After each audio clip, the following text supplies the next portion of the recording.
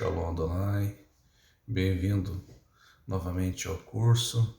Vamos agora partir para o tópico 2, Salmo 23, perfeições do Salmo 23. Estudamos uma, que é o Senhor, que é o Deus perfeito. Agora vamos estudar o tópico 2, que fala: meu pastor é o guardador perfeito. Estamos no segundo. O primeiro tópico ele foi um pouco mais extenso, e como já disse, impossível alguém exaurir, alguém acabar todo o tema, e não é o objetivo do curso. Principais pontos, alguns apontamentos que nós falamos sobre divindade.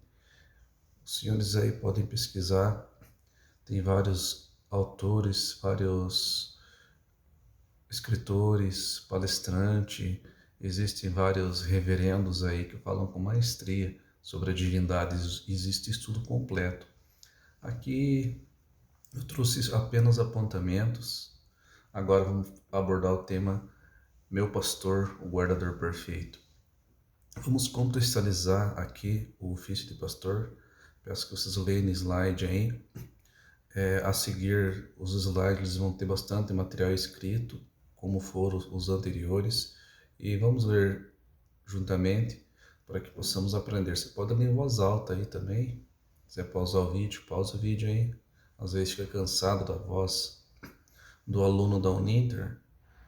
Então, quando você cansar da minha voz, se já que já não cansou, por favor, dê um pause aí, leia o PDF aí, leia o PowerPoint, o slide que está aí, dá um pause aí, leia, aí depois se escuta eu falar, se você tiver paciência, e assim você vai aprendendo e assimilando mais o conteúdo. Vamos lá? No Antigo Testamento, a profissão de pastor era árdua, recursos eram escassos e o clima, com uma amplitude térmica de aproximadamente 40 graus Celsius, tornava a profissão desafiadora. Como as pastagens eram escassas, o pastor tinha que sair de manhã à procura de melhores pastagens para o rebanho. E no caminho, os desafios eram muitos: chacais, lobos e outros animais representavam perigo às ovelhas, e muitas vezes a própria ovelha se põe em risco ao se desgarrar do rebanho. Então aqui o próprio slide ele já cita as dificuldades. Primeiro, climática. Olha a amplitude térmica, 40 graus. Nós aqui no nosso Paraná, qual que é a nossa amplitude térmica? Ela varia. Às vezes no inverno tem dias, por exemplo, hoje deve estar uns 18 graus aproximadamente. Então até que está um clima bom, do meu ponto de vista, né? Mas o que acontece? A amplitude térmica não varia muito aqui no Paraná ou no Brasil do dia para a noite. Ele varia conforme as estações. E mesmo nas estações a amplitude térmica não é de 40 graus. E o que acontece no verão, vamos supor, a temperatura mínima lá, que sempre vê a previsão do tempo, 20 graus. Temperatura máxima 37 graus, 35 graus, sempre dá 15 graus. Aí no inverno, às vezes os lugares mais frios, né, dá 0 grau, menos 4 graus. Os dias mais quentes, no próprio inverno, às vezes dá 20 graus. Mas aqui não. Então só para quem convivia com essa amplitude térmica aqui, no Oriente Médio, pode falar melhor, pode sentir as adversidades do clima. Então, quando o pastor ele exercia a sua função, exercia ali a sua atividade, o clima era um inimigo, certamente. Inclusive, me recorda agora, quando o povo de Israel saía do Egito, vocês lembram, né? À noite havia uma coluna de fogo. Essa coluna de fogo que protegia o povo do frio. E de dia havia uma coluna de nuvens. Essa coluna de nuvens é que protegia o povo do calor. Nos próximos slides aí, quando nós vamos falar do tópico 3, nós vamos abordar certinho aí esse tema aí de o Senhor como guia. Mas aqui vamos tratar de meu pastor, o guardador perfeito. Vamos prosseguir. A agricultura era a principal atividade econômica da Palestina, seguida a pecuária, sendo esta predominante no solo mais altos e estéreis, e devido ao fator dos palestinos matarem suas ovelhas, aliás, retroagindo, e devido ao fato dos pastores palestinos manterem suas ovelhas mais para lã que para carne, desenvolvia-se uma relação íntima entre ela e o pastor. Então aqui a atividade principal, agricultura e pecuária. As ovelhas não eram como aqui nós, vamos supor, vamos pegar a atividade agropecuária aqui, o boi ou o frango fica em um determinado ponto lá, até ele se desenvolver, fica nas granjas, posteriormente é enviado ali para o abatedouro, para o frigorífico, e a função é a carne. As ovelhas aqui, então, a principal função era a lã. A lã dava muito dinheiro, ou pelo menos dava dinheiro para a subsistência dos pecuaristas da época, os pastores. É claro, comiam a carne também, só que a atividade fim ali era a lã. E devido a essa relação aí, criava-se uma certa intimidade do pastor com a ovelha. Nesse mesmo slide, nós vamos estudar um pouco sobre essa intimidade que se desenvolvia. E como o autor do Salmo 23 é Davi, ele conhecia como poucos essa atividade aí. Vamos prosseguir? Com licença, só um minuto.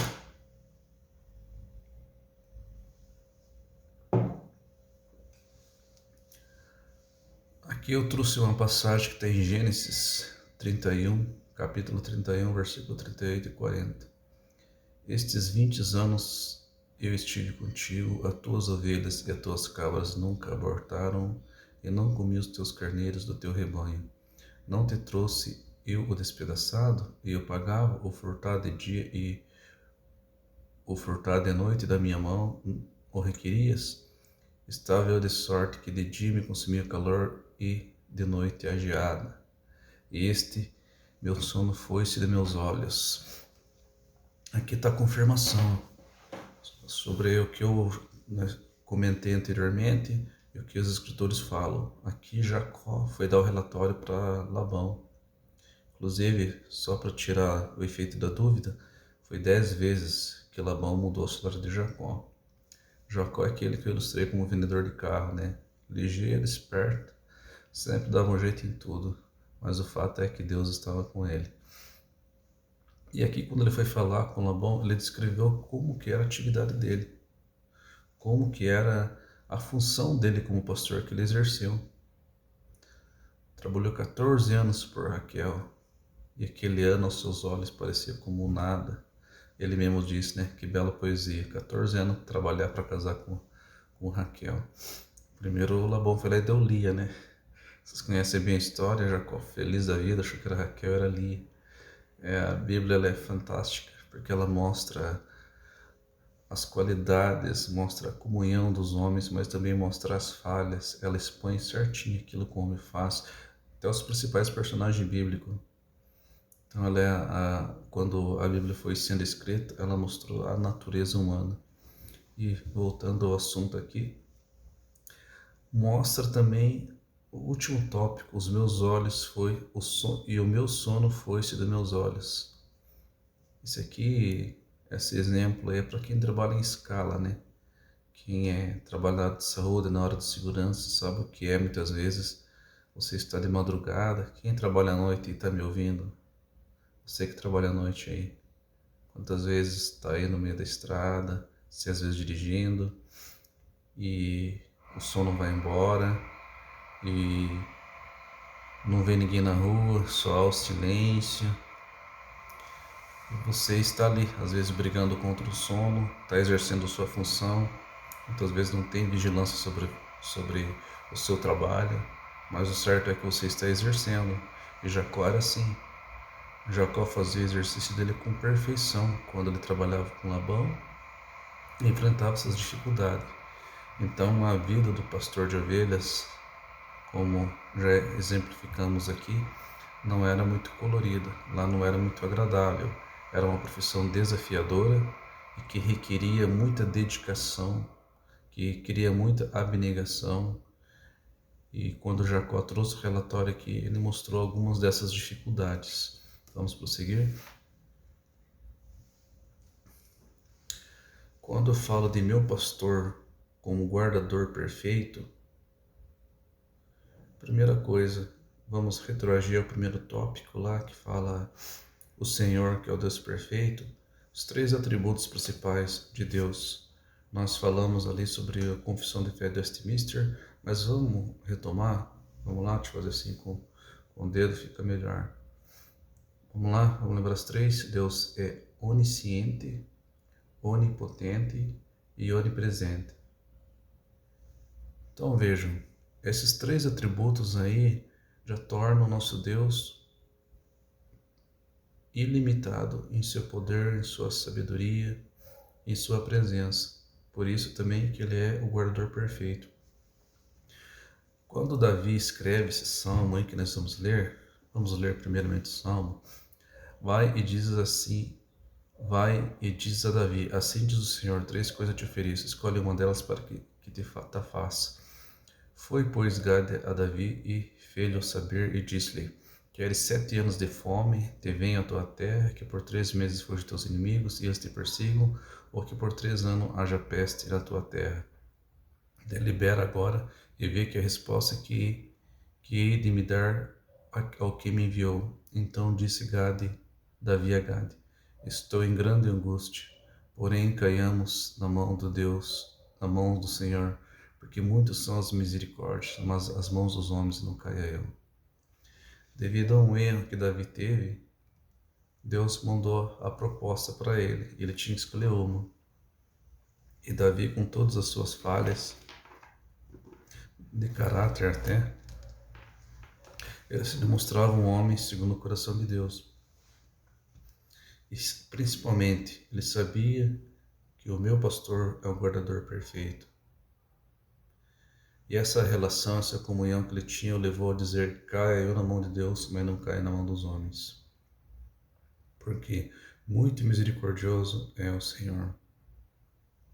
Essa convicção, esse relacionamento intenso que ele tinha com o Criador, que como já citamos quando ele escreveu no Salmo 51, não retires de mim o teu espírito, não me lances para fora da sua presença.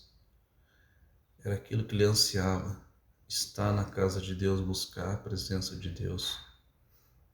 E aqui ele conhece o meu pastor como guardador perfeito, misericordioso. Vamos prosseguir. Aqui já em João, capítulo 10, os senhores conhecem bem essa passagem. Jesus disse, eu sou a porta e se alguém entrar por mim, salvar-se-á. E entrará e sairá e achará pastagem. Eu sou o bom pastor e conheço as minhas ovelhas, e das minhas ovelhas sou conhecido. Quais as duas metáforas aí? Jesus como porta e Jesus como pastor.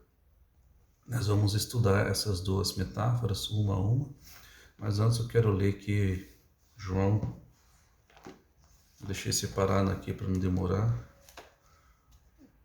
a localização, né, como em slides anteriores, mas vamos lá. João 10, eu vou ler do 1 ao 4, para que vocês possam entender bem a aplicação dessa passagem aí. Ela é muito rica e a primeira leitura parece que é uma passagem simples e de fácil entendimento, mas quando nós nos debruçamos a ela, quando nós lemos o que muitos comentaristas escreveram e temos uma certa iluminação e a mensagem fica mais clara, nós entendemos o porquê dessas metáforas e também conseguimos compartilhar aquilo que Deus quis ensinar para nós, dele como porta e dele como pastor. Vamos lá, João 10, eu vou ler do 1 ao 4. Na verdade vos digo que aquele que não entra pela porta no curral das ovelhas, mas sobe pela outra, é o ladrão e o salteador. Aquele, porém, que entra pela porta é o pastor de ovelhas. A este o porteiro abre, as ovelhas ouvem sua voz e chama pelo seu nome, e as ovelhas as traz para fora. E quando tira para fora suas ovelhas, vai diante delas, e as ovelhas seguem, porque conhecem a sua voz. Pegaram aí duas metáforas, Jesus como a porta e Jesus como pastor. No próximo slide aqui eu trouxe uma ilustração que eu encontrei na internet sobre, só para ficar mais claro aqui, sobre um aprisco. Vamos lá?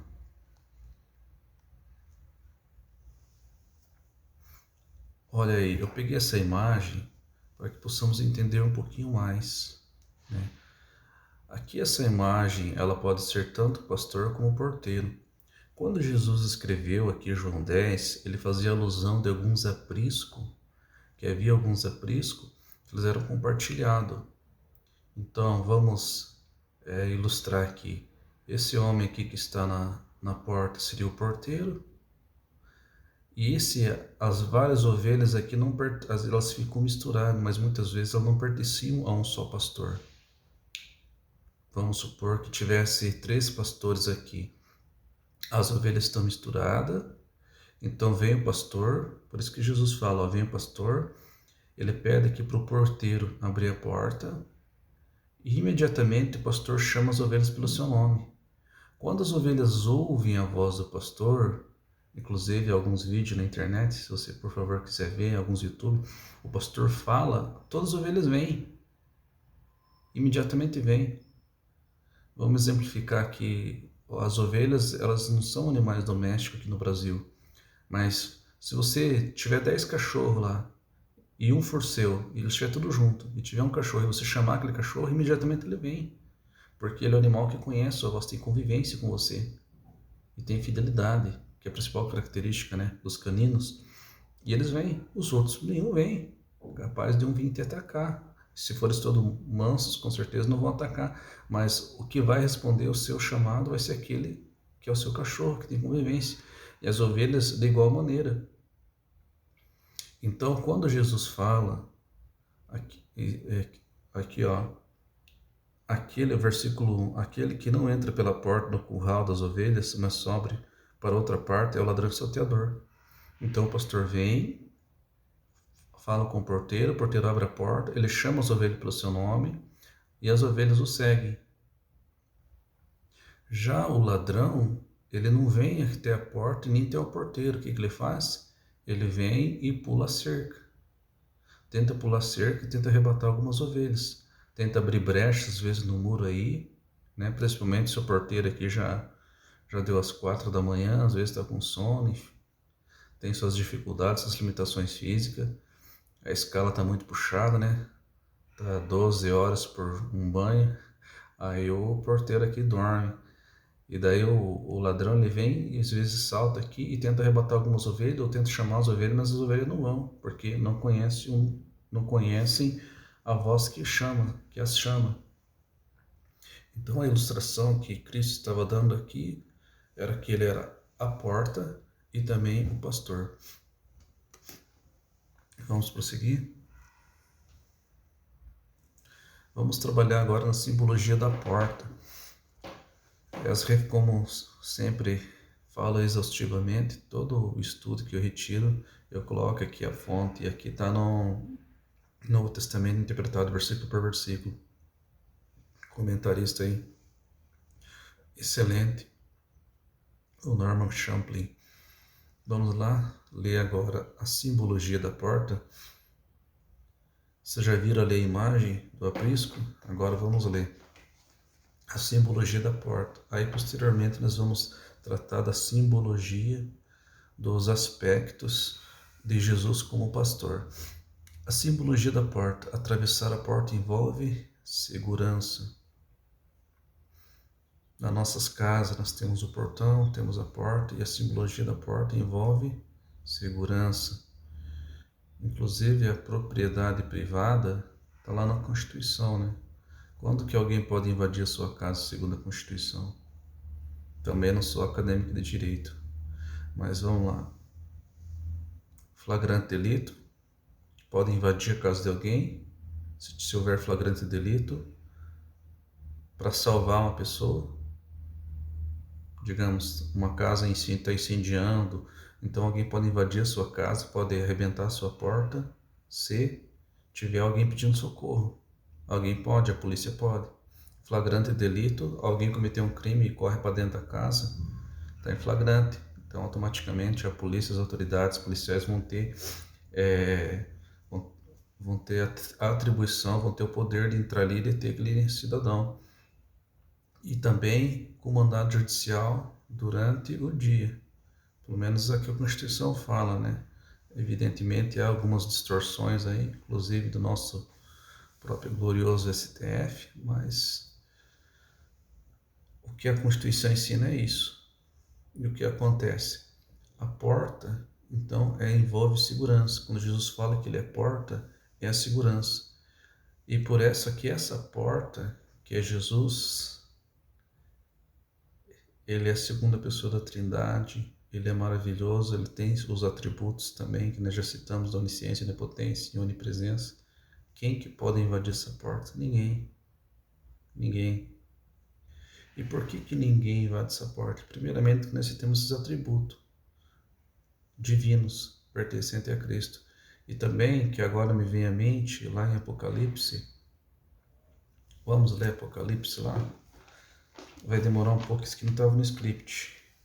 Me vem à mente agora, a gente vai falando, vai ministrando, e algumas passagens ficam, né? Vamos lá, Apocalipse 3:20, achei aqui. Eis que estou à porta e bato, e se alguém ouvir a minha voz e abrir minha porta, entrarei em sua casa, e com ele cearei e ele comigo. Então, Cristo, ele é a porta que envolve segurança, e quando ele fala que a igreja de Laodiceia, ele fala, eis que estou à porta. Jesus estava para fora da igreja. Pastor Moacir de Oliveira, ele sempre ministra, né? Colocando Jesus para fora da igreja. Só que Jesus está à porta, pedindo para entrar.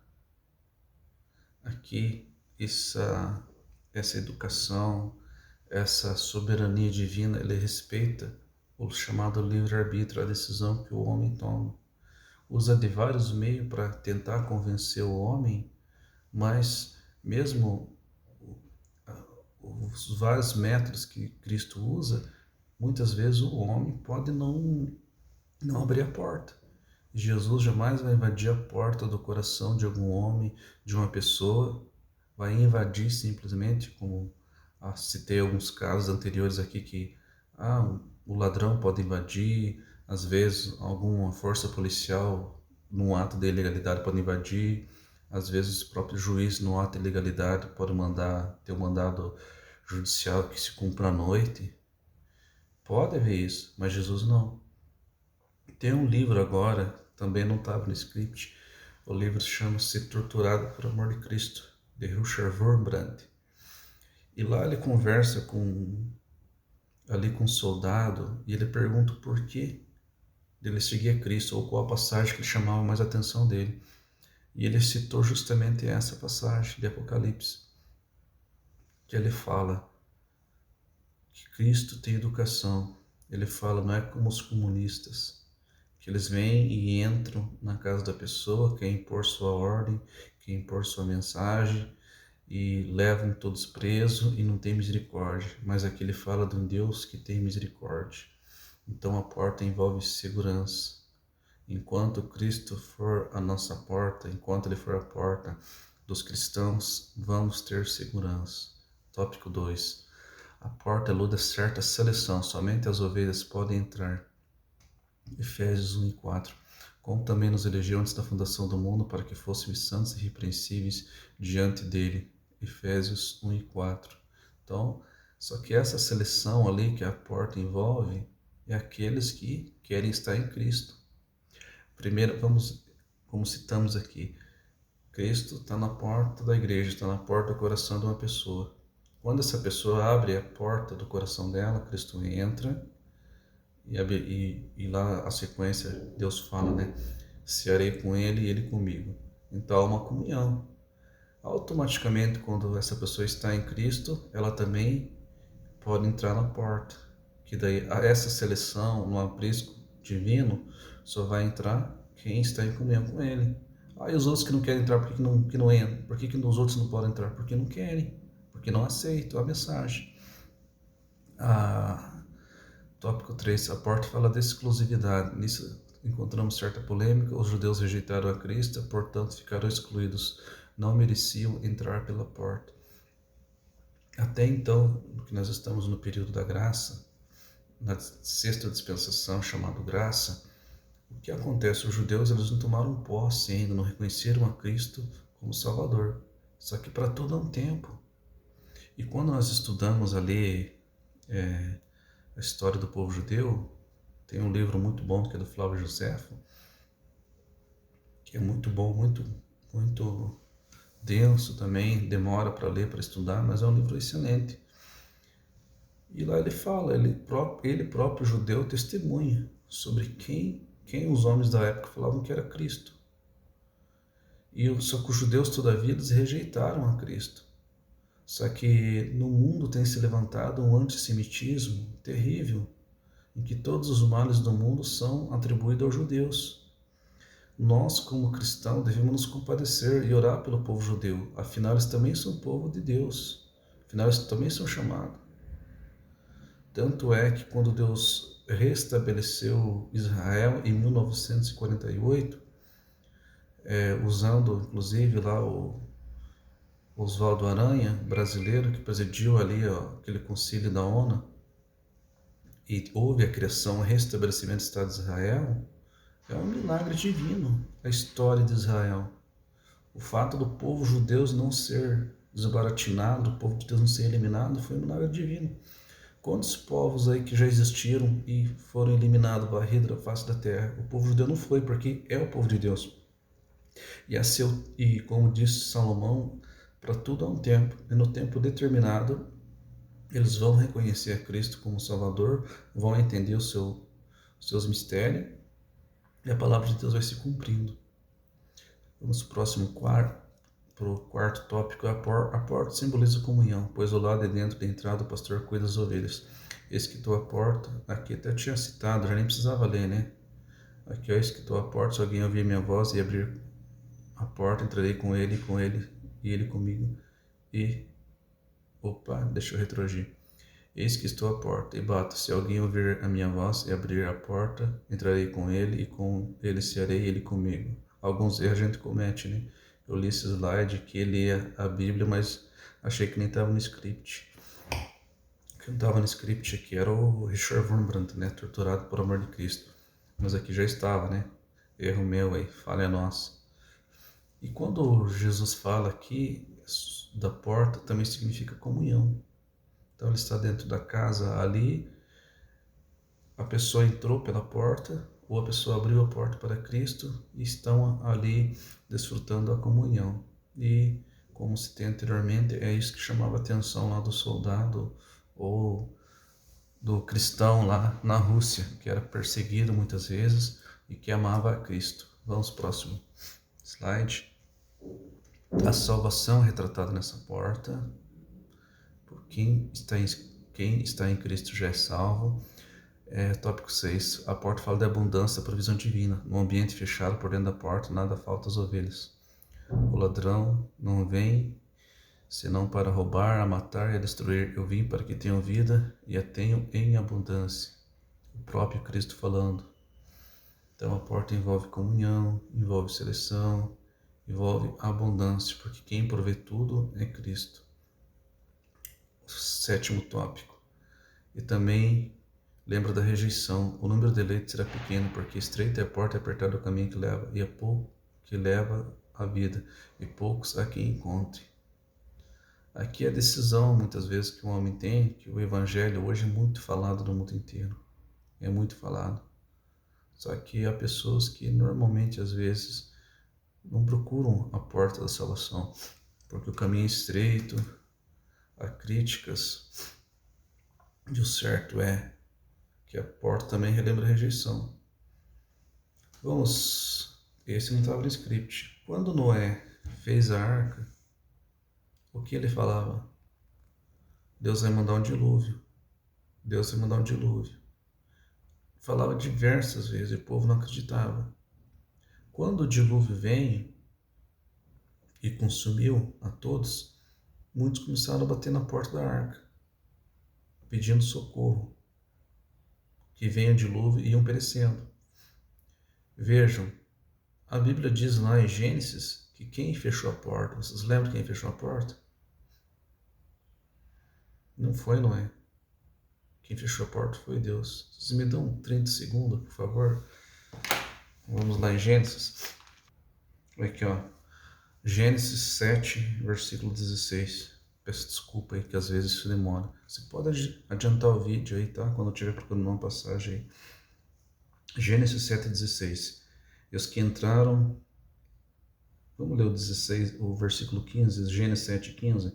E de toda a carne que havia em espírito de vida entraram de dois em dois para Noé na arca. E os que entraram, macho e fêmea, de toda a carne entraram, como Deus lhe havia ordenado. Olha aqui, última parte do versículo 16. E o Senhor fechou a porta por fora. Então, quem fechou a porta da arca foi Deus. E o Senhor fechou a porta por fora. Ninguém mais entra. Então, o plano da salvação está sendo estendido a todos aqueles que assim o querem. Mas chegará um dia em que a porta será fechada, em que o evangelho não será mais propagado, e em que o sal será retirado. E a função do sal na terra aqui, quando hoje Cristo fala que nós somos o sal da terra e a luz do mundo, a função do sal não é somente temperar, mas também preservar. Então, quando a igreja ser retirada aqui, esse mundo vai desandar, o caldeirão vai ferver. Vamos lá? Aqui ele fala de rejeição, né? Que nós já citamos esse tópico. Vamos para o próximo slide.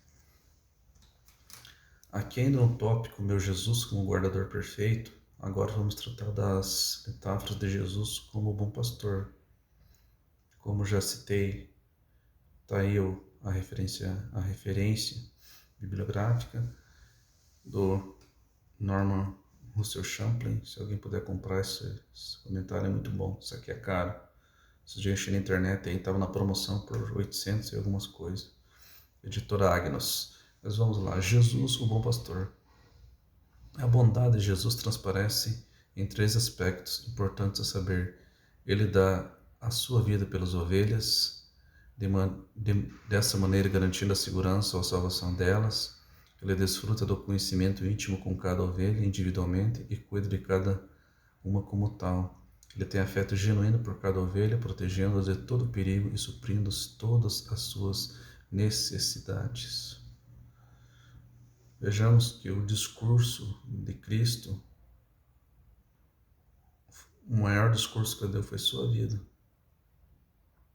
Em algumas ocasiões, quando nós lemos a Bíblia, quando trouxeram aquela mulher adúltera pegada no ato de adultério, os fariseus trouxeram a ele.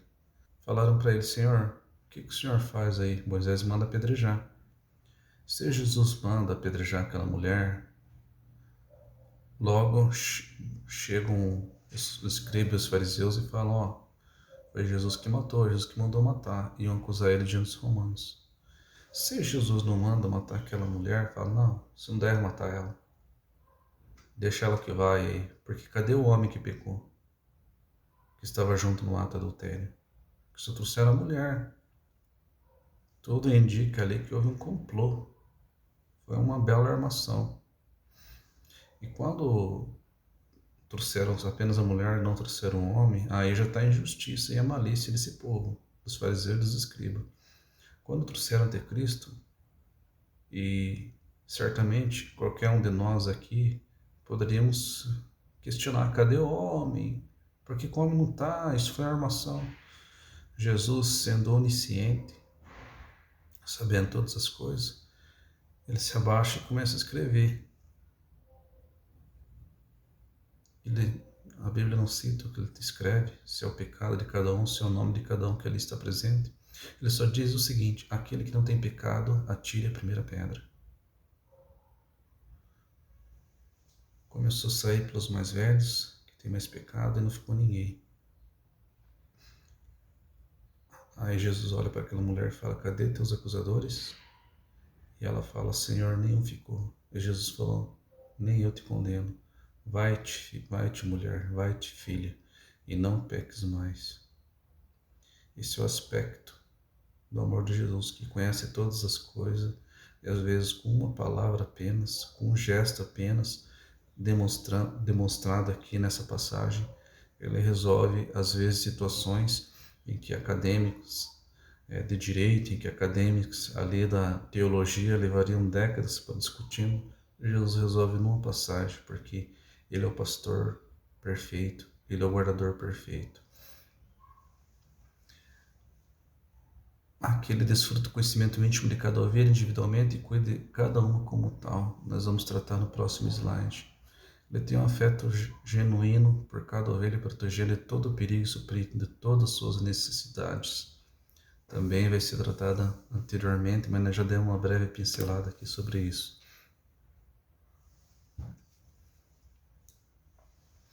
Aqui fala sobre a individualidade, que Jesus conhece cada um individualmente. Vamos ler João 20, versículo 13 e 16. Disseram-lhes, mulher, por que choras? E ela lhe disse, porque levaram meu Senhor e não sei onde puseram. E tendo dito, voltou-se para trás e viu Jesus em pé, mas não sabia que era Cristo. E disse-lhe, mulher, por que choras? Quem busca? E ela disse, Senhor, ela cuidando que era hortelão, disse-lhe, Senhor, se tu levaste, se me dizes para onde o puseste, eu levarei. Disse-lhe Jesus, Maria. E voltando-se, disse-lhe, Rabone, que quer dizer mestre. Essa passagem aqui, para mim, ela é muito marcante, e porque denota a misericórdia, denota o relacionamento que Deus tinha com Maria. Quando Maria quando a Bíblia relata a preocupação delas em chegar ali para passar ungüentos no corpo de Cristo, elas tinham uma preocupação. Qual que era a preocupação? Vocês lembram? Quem nos removerá a pedra? Porque elas não podiam remover a pedra. Eram mulheres, a pedra pesava toneladas. E eis o mistério, quem removeu a pedra foi Deus. Quem removeu a pedra foi Deus, foi Cristo, foi Jesus na sua ressurreição. E quando ele agora é ressurreto, ele aparece, está ali no túmulo ainda, Maria até fala, ele até dá uma resposta para Jesus. Jesus, aliás, deixa eu retroagir aqui. Jesus disse-lhe, mulher, por que choras? Quem busca? Jesus falou com ela não conheceu de imediato a voz de Cristo. Mas quando Cristo falou Maria, ela o conheceu. Por quê? Ninguém chamava ela daquele modo, aquele tom de voz, aquele afeto ao falar, ao chamar o nome dela, era só Cristo que falava. E ela, como ovelha, conhecia a voz do seu mestre, conhecia a voz de Cristo. Isso nos mostra um relacionamento íntimo, em que Cristo nos chama pelo nome, em que Cristo conhece a cada cristão pelo nome, conhece a sua história. Muitas vezes Deus fez promessa a um grupo de cristãos, ou a uma pessoa individualmente, porque vamos exemplificar, para a Receita Federal, o que nós somos para a Receita Federal? Para a Receita Federal, eu sou minha declaração de imposto de renda, eu sou o CPF. Para as forças de segurança, você é o RG, ou tem passagem ou não tem passagem. Vamos prosseguindo aqui. Nas eleições, o que você é? Você é um título de eleitor, porque você é distinguido pelo número de votos, sua capacidade de eleger alguém. Mas Cristo lhe conhece, não somente o CPF, não somente o seu RG, não somente aquilo que você tem, a sua posição social, mas conhece no íntimo. E quando hoje Cristo fala Maria, fica bem claro que o nome de Maria, daquela maneira, só Jesus pronunciava, só Jesus sabia. E quando ela escuta agora, ela fala Rabone, quer dizer mestre. demonstra o relacionamento, a intensidade, a convivência, a intimidade, o amor, o afeto que Deus tinha para todos os seus discípulos.